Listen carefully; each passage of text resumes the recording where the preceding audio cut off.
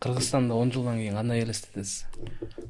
10 жылдан кийин Кыргызстан өтө чоң жакшы суроо болду. Мен 10 жылдан кийин ушундай бир Кытайдагыдай элестетем. Европа эмес. Европада тигилерге разрешено, эркек менен эркек үйлөнүүгө. Андай деңсей берсең, ошондой болуп калат биздечи. Ошон үчүн Кытайдын закону. Кытайдыкындай шаар болот, Кытайдыкындай мамлекет болобуз деп ишенем.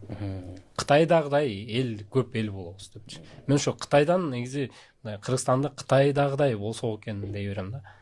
Себеби армия десең армия, эл десең эли бар. Технология. Ооба, мамлекетке каршы эч ким сүйлөй албайт.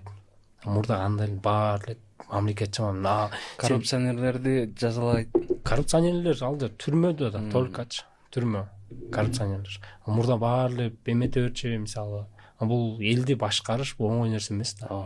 7 миллион калкты башкарыш бул биз ар кандай адамбыз да. Жакшылык кылсаң деле жакпайсың, жамандык кылсаң деле жакпайсың.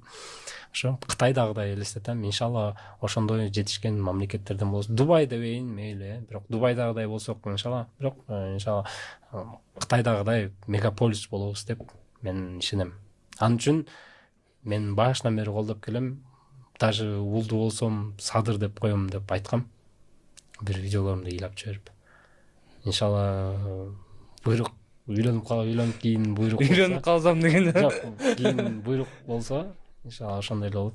Ошон ал үчүн мегаполис болуш үчүн биздин ажобуз да отуруш керек. Түзүгеле.